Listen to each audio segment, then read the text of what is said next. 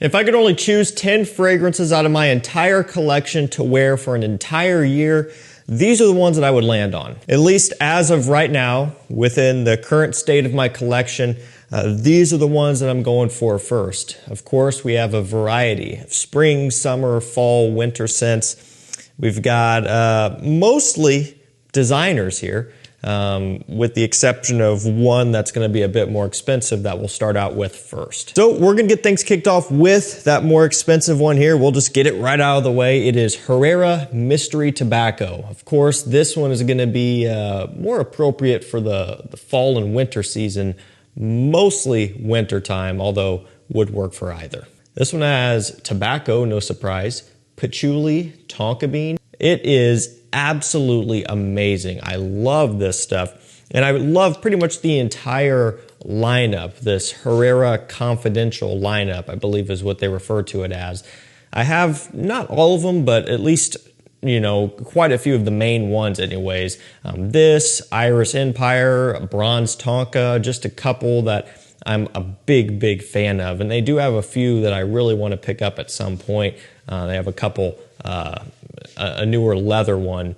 I have platinum leather, but they have another leather one, I believe, that I would like to check out. But anyway, Mystery Tobacco is about what you would expect. It's a tobacco-heavy scent with patchouli and a nice sweet tonka, some woody notes as well. And to make it really easy and kind of give you an idea of where this one sits, it's kind of right in the middle of Mancera Red Tobacco and Parfums de Marly Carlisle. So it has a little bit of that similar red pipe tobacco type of richness from red tobacco, but then it has some of the smoother, sweeter notes from Carlisle. Some of the resinous notes and kind of that, I don't know, tonka bean, vanillic sweetness. It kind of just falls right in the middle, taking the best attributes of both. And because I'm a big fan of both of those two fragrances, it makes sense that I love this one as well because you're kind of combining them. The only downside to this, as I already mentioned, is the price point,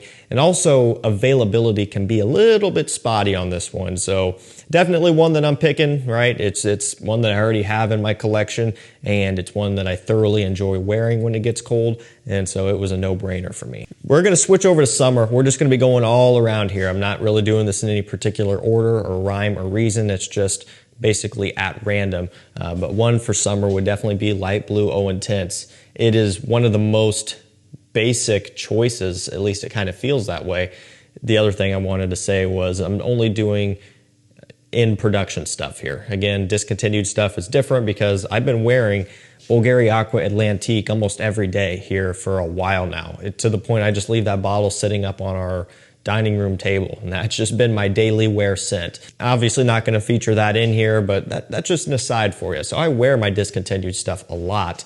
I just don't feature them. But Light Blue O Intense, it kind of scratches that itch a little bit. Now they are still different scents overall. This doesn't have the same level of potent ambroxan. It just doesn't really quite have even that same type of sea saltiness too, and they're just different scents, but they are in a similar category, a marine kind of blue fragrance style fresh summer scent. This one has been around for a long time and has more than stood the test of time. Not only the O Intense version, but of course the original Light Blue for men.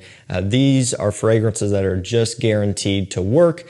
They get the job done. They're reliable. They're turnkey, as like people say in the car world and stuff. It needs nothing. You don't have to worry about anything. You just grab it and go. That's what this type of thing really is. It's as simple as that. And that's really what I look for these days when I'm wearing stuff. I just want something that I can just spray on and be done with, and I don't have to think about it. We're gonna stick with this summer theme for the next two more, just because that's where we're at right now, and these are ones that I've been getting use out of myself here recently, and just ones that I really enjoy. Invictus Aqua 2024, all right, 2016, whatever you want to call it, they smell the same. Just you can buy the 2024 version now, which I recommend you do before that goes away, because they did come out, I believe, with the 2025 now, which is this frosted glass bottle but angular. So hopefully that's the same thing. I haven't bought it yet. Kind of waiting for that to hit discounters. It just hasn't happened yet. Invictus Aqua 2016 needs no introduction, of course. It's one of the strongest performing, fresher aquatic scents that we've had in the past 10 years just about. And at one point they took it away, they brought it back. You guys know the whole deal by now. And if you guys go way back on my channel, you would know that Invictus Aqua 2016 was a favorite of mine, and still is, but was during that time period.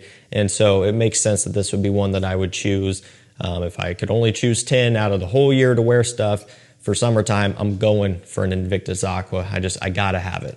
Because even when it was not being made anymore, I was still using mine, but I also lean on Versace House quite a bit as well, which kind of does about the same thing. So you do have plenty of options out there. One more summer scent and then we'll change gears again real quick.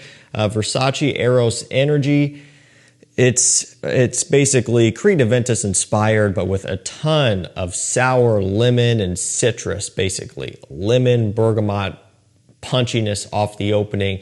It is citric. It is sour. It really turns heads. It was not anything like I was expecting it to be. I don't know. It took me off guard. I did look at the note breakdown before buying it, and I kind of had an idea of what it was going to be like, but still, smelling it for the first time, it was something else. What I like so much about it is the fact that it is so refreshing. You know, Creed Invictus itself to me is a summer scent, obviously. I wear it in summer all the time, more often than not, but it does have a bit of a woody depth to it, and of course, depending on what batch, year, blah, blah, blah, all that stuff, you know, it's got the birch, it has just, you know, some sweeter kind of fruity notes as well from the pineapple, so it can definitely kind of sweeten up a little bit in the high heat. Not a problem for me at all. I don't mind it. But Eros Energy is just bright and refreshing all the way through. It just powers through that summer heat, cuts right through it, and it still makes you feel just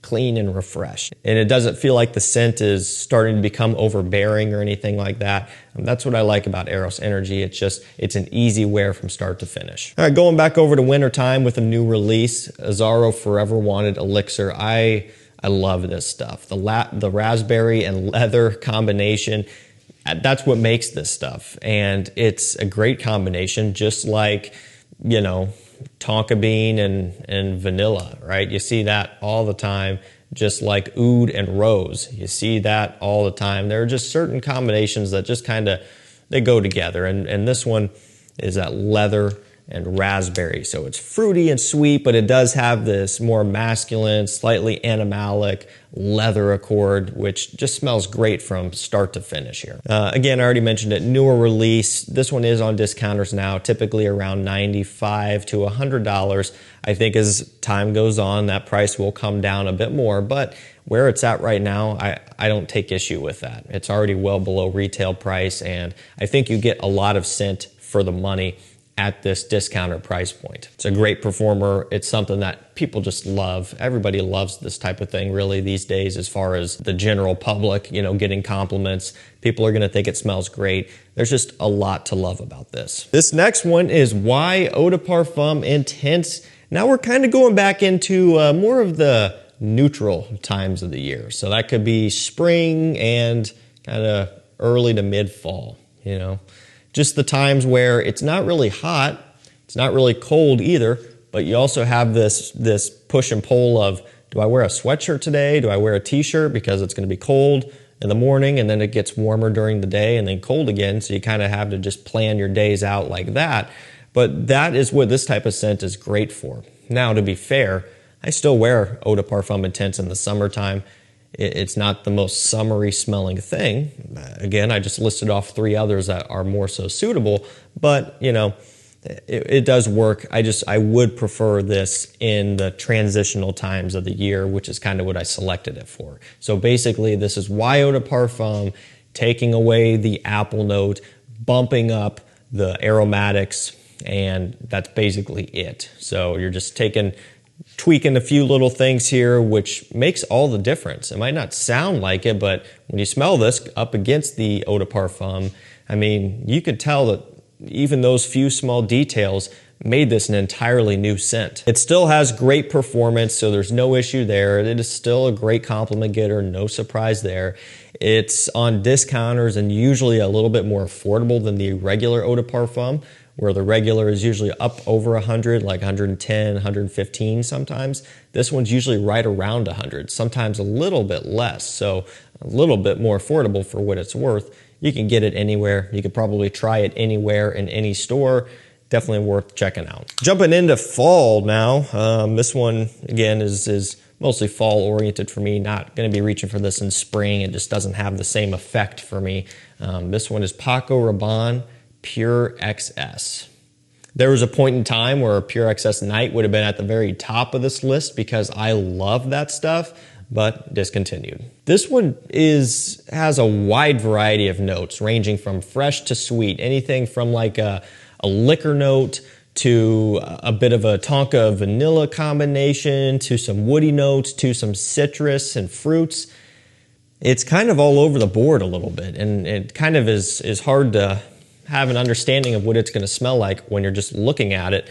But when you do smell it, you realize what it's all about. It's a fizzy, bubbly, kind of cola, boozy scent with plenty of a fresh balance, a fresh support to make it not too sweet, not too anything. And that's the whole point behind this one. It's right down the middle. It's about as neutral as you can get.